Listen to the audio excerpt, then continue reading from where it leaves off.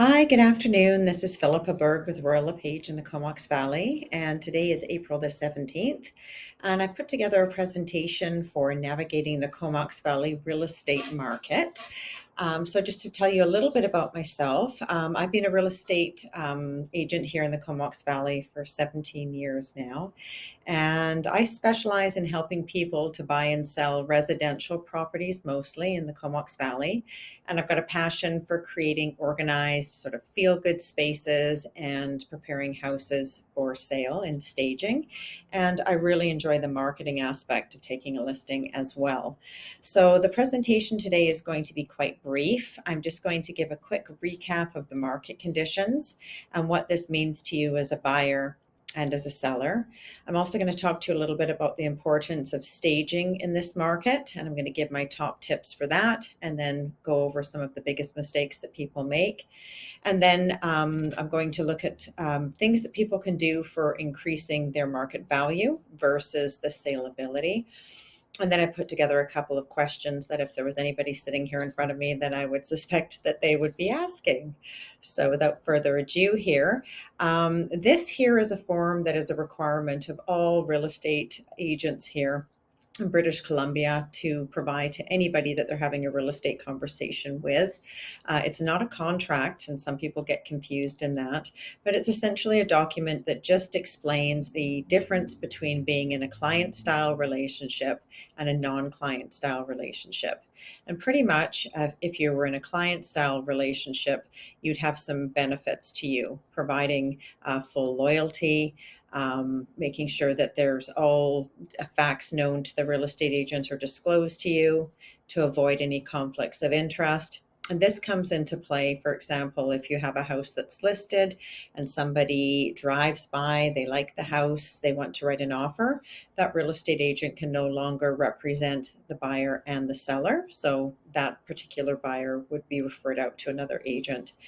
And then, of course, confidentiality. And confidentiality is forever. So unless a seller or a buyer specifically says that information can be passed along, it can't. So that's just what this form explains. And again, it's not a contract. So when we look at what's driving the market here in British Columbia, and I'm going to focus more on the Comox Valley for today, there's a couple of things. So first of all, the most important thing is location, location, location, and that's the number one rule of real estate. And people are still moving to Vancouver Island and to the Comox Valley in particular because of our climate and our lifestyle. We've got the airport. We're very centrally located to the mainland.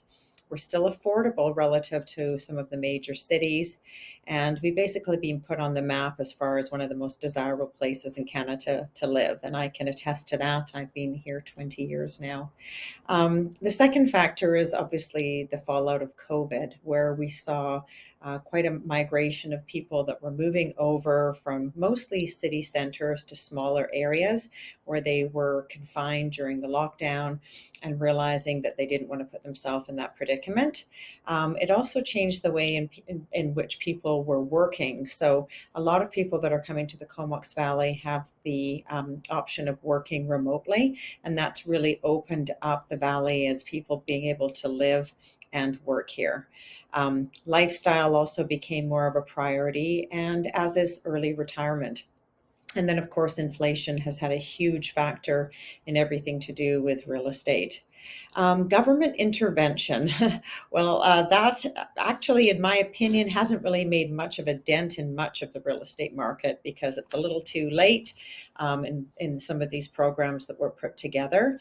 So, for example, this 3-day rescission period, what that means is that if a buyer writes an offer and they get cold feet within the 3-day period, and that's to exclude holidays and weekends, they can get out of the contract for no reason, and they just have to pay a portion of the of what they were buying the house for. It's 0.02 0.025%. So it's very minimal. Where that comes into play is if a property was going into multiple offers and there's no conditions and a buyer gets cold feet, they would have that time to pull out their offer and pay a small fee to get out of it.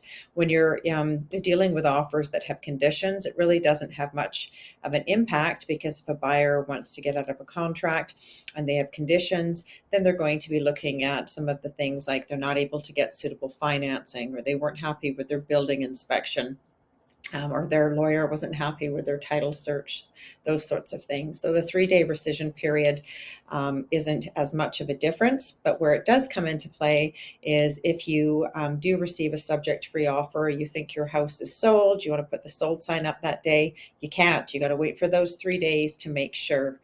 The second thing is the foreign buyer ban for 2 years, which really isn't going to make much of a difference, again, because it's too little too late, and the percentage of foreign buyers purchasing properties really wasn't that much. The government did step in and apply this policy of stratas can no longer implement rental restrictions. So if you're a 55 plus building, those age restrictions are still in play. But for people that want to rent out one of their strata units, they can. Keeping in mind that that does not include Airbnb short-term rental, stratas are still able to stipulate sort of the length of time that a property can be rented for.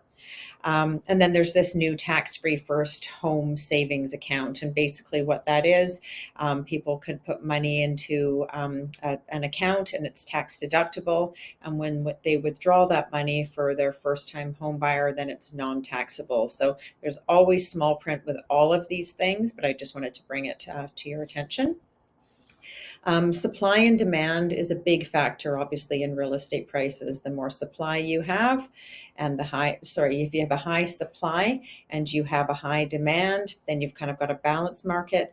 If you've got a high supply and a low demand, then it's going to change the market again considerably. So considering we're more affordable compared to most city centers like Victoria, Vancouver, we still have a high demand of people moving here.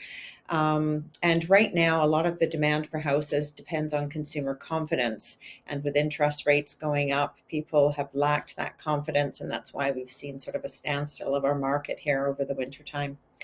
In the Comox Valley in particular, there's very few lots to be built upon, and the lots that do come up tend to be tied in with a certain builder.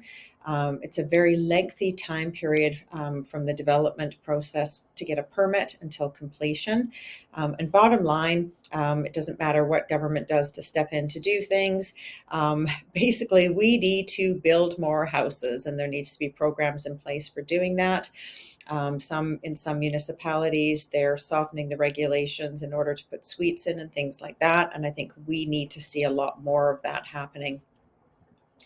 Interest rates, that's one of the most important factors. And what is the impact of interest rates on real estate? Essentially, it's pretty simple. As interest rates rise, it causes a slowdown in the market. And that's because buyers don't have the purchasing power to pay for these homes. Of course, during COVID, we had these record low rates coming in and everybody was jumping into the market and spending big bucks on homes. There was the policy in place that you had to actually qualify for a higher rate when you remortgaged, because we anticipated that rates were going to go up. But it's a little scary for sure. On April 5th, the Bank of Canada, for the second time in a row now, did not raise their benchmark rate of 4.5%. So that means that most banks are keeping their prime rate at 6.70%. So what that means is if variable rates stay the same, so do your payments. If the variable rate rises, then your mortgage payments rise. And where this is going to come into play is for those people that bought real estate, say 3 years ago, they purchased on perhaps a low fixed rate. Maybe they were tied in for a 3-year period and their mortgage is coming up for renewal. They're going to be shocked because the interest rates now are significantly higher. Fixed rates have been on the rise, and so your monthly mortgage payment can be quite significant. So it's really important if your rates are, your mortgage is up for renewal, you're going to want to go in and see your lender or your mortgage broker, perhaps get locked in for a lower rate. And as far as predictions for interest rates, I don't know. I'm not a mortgage broker. I listen to the news and get regular updates from mortgage brokers. We're expecting a little bit of recovery in the fourth quarter, but who knows?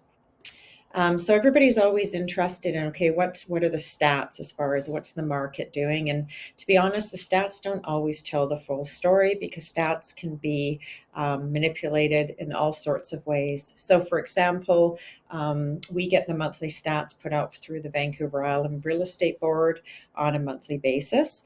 And these are broken down with a graph that shows the trend of prices either going up or down by month. And then they can further be broken down to areas of town, like the town of Comox, village of Cumberland, regional district. They can be broken down by single family homes, condos, townhouses, and then of course by price point.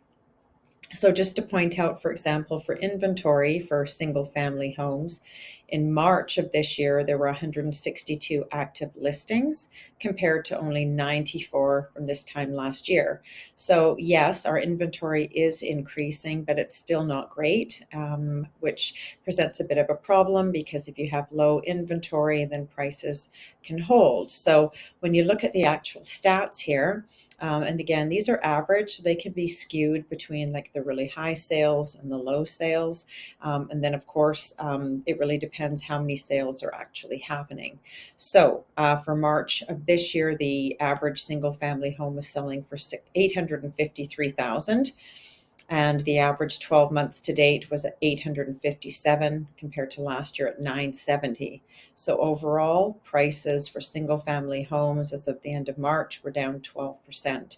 Townhouses, 581,000 for this year, 579 for 12 months to date. Last year, 709, so 18%. So that's quite a significant decrease. And then condos for March of this year, 350 compared to 410 for the 12 months to date running. Last year, 385, so down 9%. So what people say to me is, okay, Philippa, well, if we're writing an offer, then does that mean we can write an offer if it's a single family home 12% lower than list price? No, it doesn't. What it means is you have to do much further homework to find out. First of all, we have to look at the comparable inventory that's out there. We have to look at the sales.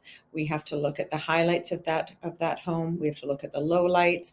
We have to look at interest rates. We've got to think about location. So there's a whole bunch of factors that come into play for determining market value. It's not just stats. And then some people will say to me, well, on average, it looks like places are selling X amount below appraisals. Yes and no. Remember those tax assessments were a snapshot in time. July last year. So we are seeing properties selling below taxable amounts. But again, there's always anomalies with those as well, because if people have low tax assessments, they're not going to complain about it. Why would they? Then the taxes are low. And if they're high, it's really hard to kind of prove that your tax assessment is high. You've got to jump through some hoops for that. So most people don't. So what I did just out of interest is I went in and just did a quick search on the MLS for single family homes that have sold in the last 10 days in the Comox Valley for all price points. And any real estate agent can pull this information. It's really useful for anybody that's wanting to track the market. And what we have here is when we say pending, there's also some confusion here. Pending means that the property already has an accepted offer. The conditions are removed. It's a firm and binding sale. So it's off the market. What it means is the money has not transferred hands. The new buyer has not taken possession yet. So a lot of people say, oh, but it's still pending. Does that mean I can still write an offer? No, it does not. So when you look at this, we've got the address here, the area, the number of bedrooms, baths, the year of the house that it was built in, the square footage, the finished square footage, the cost per square footage based on the list price. And then we've got list price, selling price, assessed value, The sell to list ratio, that's the ratio of what it's selling at versus what it's being listed at. The SA doesn't really come into play because that's more of a to do with tax assessment than days on the market. So if we have a quick look at this, what we can see is they're kind of all over the place as far as list price versus selling price. So this little rancher on Pritchard, I think that was a two-story. I can't remember that one in particular. List price of $625, sold for $617.5, which is like 98.8% of the list price. And it sold in 19 days. Prestwick, oh, that was one of my listings. Beautiful house in Crown Isle. That one there was listed at $938, sold for $915, and a real estate agent bought that. So that number actually in actuality is probably higher based on commissions. And days on market, 10 days, meaning that the condition on there took 10 days to get off once the offer was in. And then we look at Crown Isle here, one of these listings here, a listing at 1.2969 and sold for 1,205. So this is a great way of just getting an idea of what the market's doing overall. And these prices here, list prices, don't show you if there's been price reductions, and often there's price reductions. So moving on. So what this means to you as a buyer, it's really important that you get organized as a buyer. When I say get organized, you need to meet with your lender, your mortgage broker. You need to get pre-qualified. You need to get your ducks in a row to know sort of what your purchasing power is. And also you need to speak with your lender as far as how long they need for firm financing, because we are still seeing multiple offers on some properties. And the quicker you can remove that condition, the better. Any real estate agent can get you set up here on this program called Matrix, which is the back end to the real estate board that realtors have. And what it is we can set you up to receive listings within your price parameters. You receive that at the same time as us and before it's uploaded to the MLS, and you're notified of pending sales, price reductions, etc. So it's a great way to track the market, and any realtor could do that for you. As far as pricing, when you're coming in with an offer, as I mentioned before, it really has to be done on a case-by-case scenario, because just because prices are down on average, that percentage doesn't mean that house is down. You're still going to see some sellers that are doing aggressive pricing in hopes of multiple offers. I'm involved with an offer here today on a property that has 8 offers going in this evening. So there you go. And over the weekend, there was another property at a lower price point. I had clients interested that received 7 offers. So don't assume that we're a buyer's market, because it's not true all the time. So pricing, you want to make sure that your realtor is doing the homework to best advise you. This is interesting, terms and conditions. So during COVID, we were seeing a lot of offers that had no subject to financing, no building inspection, no due diligence. Or if there was due diligence, we were getting into that home to do as much as possible in advance so you could hedge your bets for your security peace of mind versus actually winning in the multiples. Many of the contracts that we're seeing now, according to Greg Hart, our managing broker, we do not see any of these files, but he does. He's privy to that information, and he says he's seeing a lot of offers with conditions to purchase, even if they're in multiples. So that's good to know. And then, of course, I mentioned to you about this 3-day rescission period that really applies if you're in multiple offers. Otherwise, it's not really applicable. So I'll take a breath here for a second. All right, so what this means as a seller. So sellers, a lot of sellers are thinking, oh my gosh, I wish we'd sold last year or the year before. Don't think that you're going to lose your shirt in selling in this market, because you're not. We're still a very desirable place to live. There's a lot of people moving here, and depending on how your house shows and the product, you could still do very well. But it is important to set your expectations. You're not always going to be in the driver's seat, so proper pricing is important. And speaking to your real estate agent on the options available for pricing, because there's different pricing strategies to use. On average, it says it takes about 52 days for a house to sell compared to 25 last year. 52 days to me seems quite high as we're coming into the spring market. It shouldn't take that long, in my opinion. Again, depends on the pricing strategy. Pricing, again, very important to work with an agent that has experience and is going to not just tell you what you want to hear, but tell you what you need to hear and back that up with stats and figures and rationale. So you're going to be looking at the active listings that are available online. You're going to be looking at the comparable sales. You're going to be looking at what buyer demand is out there. You're going to be paying attention to what interest rates are doing. You're going to be paying attention to what media is saying about the market. And then, of course, there's property highlights that you're going to have and potential lowlights. Maybe you back onto a busy street. Maybe your fourth bedroom is tiny. Maybe you've got a closed off kitchen. Maybe you've got asbestos. So all sorts of things come into play with pricing.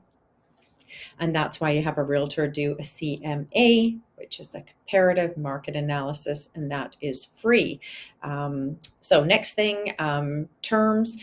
You can expect to see terms again in your offers. So sometimes buyers get insulted, especially in the last few months, and say, what is this? Why have there all these conditions? And why isn't the offer subject free? Well, things have changed. So be prepared to have conditions. And most buyers will be taking their 2 weeks time period to do due diligence, where the lender might want to be doing an appraisal, which is a requirement of getting the mortgage. And then, of course, building inspections, septic inspections, well, looking at property disclosures, title search, site surveys, all sorts of fun stuff. And then as far as selling, you want to make sure your house looks good. You want it to look really good on the MLS, because that is the majority of the people that are looking for a home are seeing it on Realtor.ca. Of course, we have our other websites. For LePage, we've got a website. I have my own personal website. But the majority of people are seeing the listing on Realtor.ca, or they're set up on that program called Matrix that I told you, where they're being directed and fed those new listings without having to search. So marketing is really important. And when I speak to marketing, I'm talking about everything from professional photographs, professional walkthrough tours. Eye guides are great, where you can zoom in and check all the specifics of a home. We're seeing a lot more video, which is great. Then, of course, you're wanting to have creative write-ups. You're wanting to have in-home package binders with information. So you're going to want to get value, and you're going to want your home to present its best. I also find that timeline is really important, where I know with a lot of my clients, what we do is we post-date the listing contract so I can get all of the marketing done in advance. So when it's time to actually upload that listing to the MLS, my photos are ready, everything's ready, because there's nothing like a hot new listing to get people excited. And if there's a delay with uploading photos or videos or things like that by a couple of days, that's a couple of days, it's lost the excitement for a buyer. What is staging? We weren't seeing a lot of staging over the last couple of years, because basically the market was moving so fast that it wasn't a requirement. But in this market, it is. It's becoming more and more important. So just going back, what is staging? It's basically preparing a home for sale to showcase its best features and appeal to the highest number of prospective buyers, so you get a strong offer. And with staging, there's a fine balance between having it too sterile and having it too much personal stuff in there. So you want, again, to work with a real estate agent that has a bit of a knack for that, if possible, if you don't have it yourself. And essentially, you just have to get it in your mind that you are making a move, and you're going to want to start packing up those things that you're going to take with you, and those things you're going to get rid of, and then those things that are going to stage a house. So you want to remove the distractions so buyers can focus on the home features, the details, the potential use of the space, the functional floor plan for furniture, and they get to imagine themselves living there. If there's too much stuff in there, it's hard to do that sometimes. You want to make sure that it photographs really well, so it grabs the attention of the buyer when they're looking on the MLS. And also, I really like to have the photos done that are actually, they showcase the property in best light, but they're also realistic, because sometimes you'll see some of these photos done that, in my opinion, they use such a wide angle lens, and they're not really indicative of what the property is. So then what happens is people come into the home and they're disappointed. So it's that fine balance there. First impressions are everything when a person pulls up to a house. Some people are emotional buyers and just that. So they'll step through the door and they'll either feel it or they don't. So making sure just right from the start that your front door presence is good, it's clean, and you want to make sure that you're kind of spending some time getting your house ready, because it indicates that you care for the home. So a buyer can assume that what they can see, the house looks good. They're going to assume that behind the walls, behind the scenes, that you're also paying attention to it. So my top 10 suggestions, and in the background here, this is my kitchen. So this is what you'd want to have, for example, for a kitchen, is to have nice clean surfaces so people can envision themselves there. So number one would to make sure you hire a realtor with some staging experience early on in the process. There are staging companies out there and professional decorators. We see that more in cities. We don't really see a lot of that here. A lot of it can be done with you and your real estate agent. Start packing, as I said. Buyers do open cupboards and closets and storage space. So if it's too cluttered every time you open up a door, then it kind of turns people off. A deep clean inside and out. And some agents, for example, I have somebody that I work with who's great. Her name is Natalie, and she comes in with me and we do a sparkle clean of the home, just to make sure that floors are clean, appliances, finger marks are off of it, beds are nicely made, in lieu of getting photographs done. So another thing you'll want to do is have a look at real estate agents' websites and their listings and see how they present themselves, and that'll give you some ideas, and it'll also give you an idea how that realtor presents their product. Curb appeal, first impressions are great. As we move further into spring, everyone's yards are going to start looking better. Right now, everybody's yards look a little but that is improving. Declutter, depersonalize, pack it away if you can. Natural light is really important. So if you have a darker home, I always encourage bringing in some extra lamps and changing some of your bulbs out so it's brighter. It'll photograph better. It'll look better. Freshness is important. Whatever you do, don't start using those Febreze plug-in things, because they smell awful and it turns people off. You're better off to have it clean, and sometimes that's just washing the floors with something that's got like a lemon flavor in it, not flavor, lemon scent. So something like that. Furniture placement, again, you want to have nice open spaces where it's not blocking off places. And then minor repairs. I always say to people, if something's broken, that's where you want to fix it. You don't necessarily want to spend big bucks on things, but if a tap is leaking, fix it. If the toilet's wiggly, fix it. If a door is off the hinge, fix it. And again, a realtor will be able to go through what things you should and shouldn't do. And I always say to people, put your hat on as a buyer. What are you looking for? Because they're going to be looking for the same thing. Some of the biggest mistakes that people make, and I have seen it: do not leave dishes in the sink, do not leave garbage to be taken out. Even dog bowls put away, things like that is really important. So making sure not to overlook first impressions. Overlooking cleanliness. Again, cleanliness is really important. Odors, if you've got a stinky dog or you're a cigarette smoker, maybe you like to eat a lot of fried food, make sure that your agent is honest with you and saying, you know what, we need to do something about the smell in here to freshen things up, because smells can definitely turn people off. Lack of light, you want to make sure you got lots of natural light coming in. That involves like opening up blinds, opening up curtains, making sure that windows are not blocked by big television screens.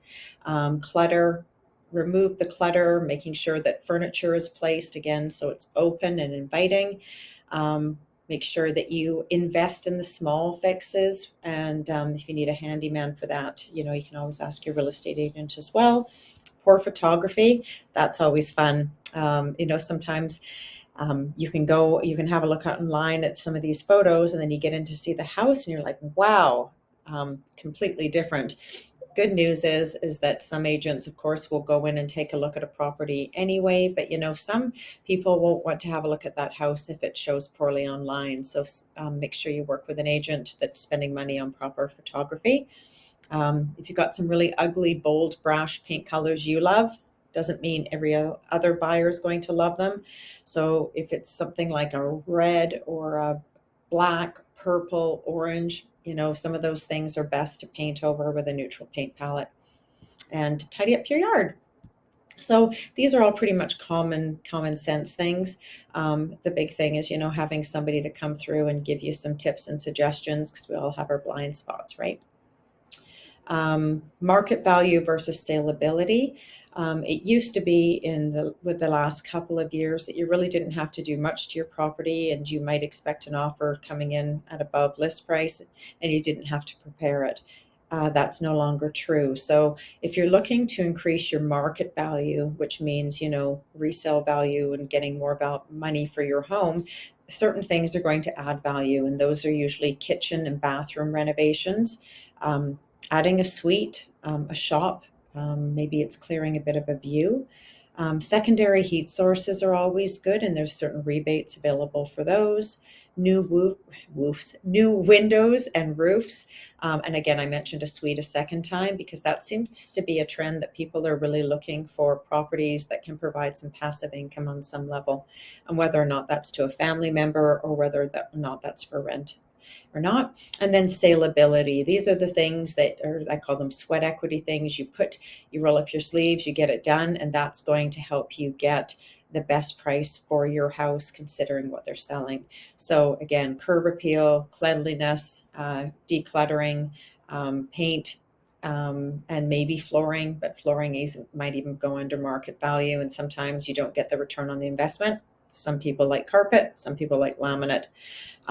Insurance is a big one, though. If your hot water tank is past the due date, you're better off to get it replaced, because otherwise a potential buyer could have an issue getting insurance. Poly B, it is what it is. Some insurance companies do not insure for it, but the reality is that a lot of people are not going to go and replace all the poly B in their house because it comes up in a building inspection. Insurance companies generally will insure it if there's a leak, and then you're responsible for changing it after that. So at 31 minutes and 36 seconds, I've spoken to myself. These are some of the questions that I think people ask me that I just thought I would touch upon. Are prices going up or down? Who knows? If you look at the stats, they're definitely saying they're going down, as we've shown across condos, townhouses, and single family homes. So yes, the prices themselves are down, but again, it depends on the product. If you're talking waterfront, are you talking a condo? Are you talking a single family home under 700? Again, as I mentioned to you today, working on one offer right now for clients, of which this property is over $1 million. There's strong interest, so it's going to go for above list price. The other property yesterday on 11th Street, which was a really great little rancher at $549. With those offers going in, I'm sure that one's going to go over list price. So that gives you an idea. Why isn't there more inventory? Well, I think it comes down to a lot of people that are considering making a move consider a few things. One is they're thinking, well, if we sell, what if we don't find something we like? Where are we going to go? Rental properties are hard to find, and it's expensive staying in a rental and putting your things into storage. So I think it's like the chicken and the egg scenario, where people are holding off and waiting to see for inventory to increase before they sell. Second thing is it's expensive. When you're selling properties, it's expensive. So some people are deciding, until they've got more confidence with the direction of interest rates and inflation and the economy, they're thinking, we're going to stay put for now and just watch things, or they're reinvesting money back into their house with upgrades. So that's why we don't have a lot of inventory. A CMA. So a CMA is a comparative market analysis, and that is a report that any real estate agent can do. And of course, there's going to be good ones and there's going to be bad ones. But essentially what that is, it is a real estate agent will come and take a look at your home. They'll make some notes as to the property attributes, some of the potential negatives, and then generate a report for you that will outline the comparable inventory of active listings. It'll look at the recent sales. It'll talk about, I always like to talk a little bit about the direction of interest rates and demand, who the potential buyer is. And then I outline the property highlights, lowlights, and then I come up with a price point for what I think it's likely to sell given those things, keeping in mind that when a buyer is purchasing it, if they're getting a mortgage, the lender will require an appraisal, which is independent of what realtors provide for information. And if the house does not appraise at that level and they're only putting in a minimal down payment, they may not get it based on that. So it needs to appraise. So that is what a CMA is. And then, of course, there's a couple of different things. So the appraisal is generally done in favor of a lender, and that's done independent, and that's done through somebody like Jackson and Associates. And their report is a little bit more detailed in the fact that it also bases it on a cost method of replacement costs based on what it might cost if the house burnt down per square footage and the lot value. It also looks at comparables as well. So that is an appraisal. And then there's your tax assessment, which is done by your local municipality based on what they think the house is worth based on a formula. So they're all a little bit different, just to keep that in mind. What are interest rates going to do? Just check my little crystal ball here. um, that's another tricky one, right? Because there's so many factors that are coming into play with our economy, with the US. What we're sort of hearing is that we're expecting things to settle down a little bit more. May even see a little bit of a decrease in the fourth quarter of this year. So I guess we'll just have to wait and see. As far as advice to you on variable versus fixed rates, it comes down to your tolerance and what you think is best for your family. Important to talk to a lender or a mortgage broker you trust and really find out the pros and cons of that. How can you stay updated on the market? Well, you know what? You can reach out to me if you like. I have a website at philippaberg.ca. I just revamped it here over the winter, so it's got a lot more useful information on there, and there's a seller's guide. There's a buyer's guide updated with monthly stats. Getting set up on that matrix system I mentioned to you is another key thing that you could do as well to track the market. Anyway, thank you very much for your time and have a great night.